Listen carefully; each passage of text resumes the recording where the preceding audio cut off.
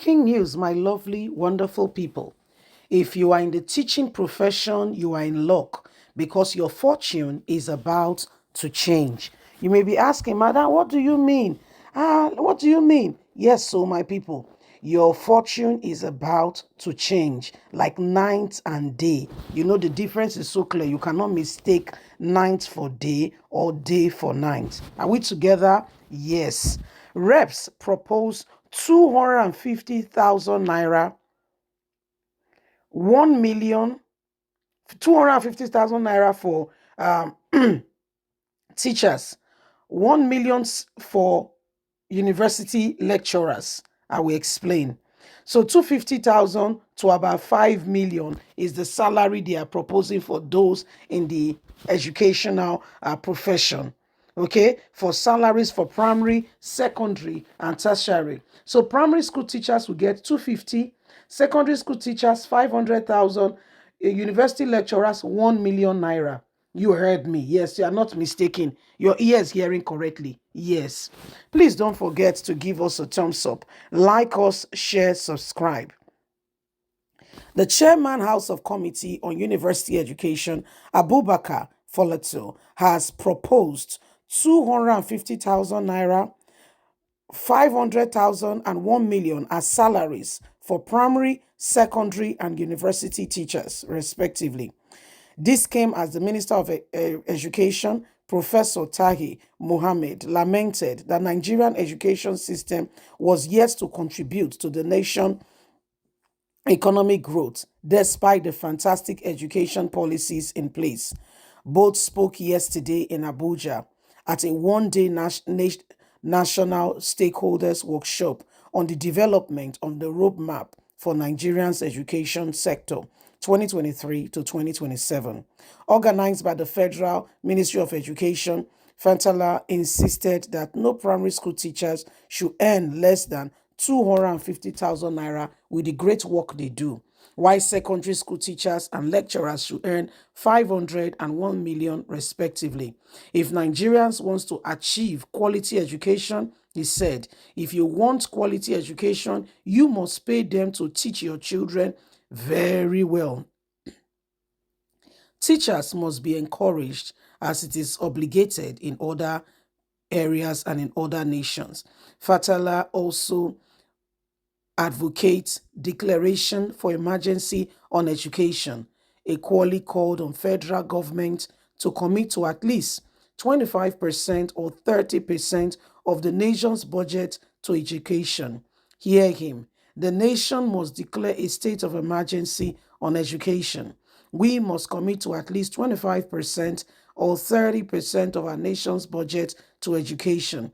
The Minister Education, Professor Tachu Mohammed, speaking, lamented that the nation education system was not connected to its security or economy at all, saying things cannot go well if we do not put this in place. According to him, his ministry was determined to change the narrative in the aspiration of President Bola Ahmed Tinubu's Renew Hope agenda. Mohammed said our education system is not connected to our society or economy. We cannot say for certainty we are key contributors, neither locally or globally, to the idea we push in society forward.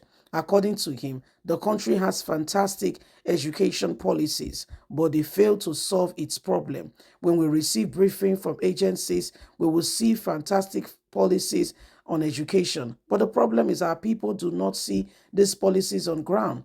They are not seeing the problem addressed and no longer seeing the value of sending their children to school, he said. This we must correct by making sure we start from the very top. Teachers must earn well. Education must be prioritized, and we must do that which is necessary to move us forward. The education minister says it is his priority to ensure that education becomes the watchword and everyone must send their children to school. So, wake up, my people. This is the dawn of a new day. The education minister is ready to take the bull by the horn, and he has set the pace rolling already, saying that, he has seen a pattern. Okay, why we are discussing and looking at a lot of things going on. the education of our society is not reflective. We do not see it because the teachers are distracted, pupils are not well taught, and a lot of things are going on. So the value of education is not well seen. If Nigerians wants to gain truth in education, this was he discussing this at a one-day summit, and it's going to translate it to the National Assembly. This is what the National Assembly should be passing, should be passing bills on, not on social media or on their wages. Increase our wage. They say yes. So yeah, pass first reading, second reading, bam, it becomes a law. Lawmakers are protected, they are exonerated, and they are given immunity. So even when they commit crime, you cannot hold them liable. What kind of a society is that? This is what they should be passing the bill on. If a husband and a wife are even secondary school teachers, then they will see the dividends of democracy. They will be able to take care of their family, they'll be able to take care of their home, and they'll be able to, live well. But when we have a system where the people cannot even send their own children to school, oh, sweetheart, there is a problem, and a real one at that. So these are some of the things that are going on, and every single person is beginning to watch and see. And we want this whole situation, this whole matters to be clarified. Children must go to school. How do we become relevant in today's age life if we do not contribute our quota? We must rise up from where we are, and it starts from the leadership. Prioritizing education is not waste of money. It's not prioritizing what comes to you. Prioritizing, how much you get, your benefits. What about the people? You came on the best back that you're coming to serve. We believed you. You said, I will serve with integrity and honor. Besides, did you hear their defense for collecting 160 million naira to buy one car? It is not the price of renovating his apartment. It is not his cook salary for the 4 years tenure to buy one car, 160 million naira.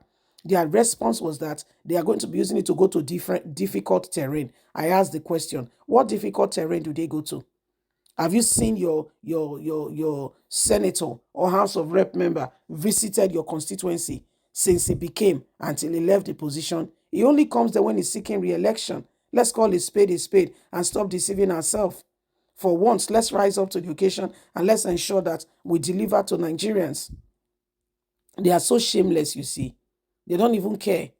When they tell the lie, they can't even, they know it's, in fact, it's staring them in the face, but they don't care because of their heart, the hardness of their heart.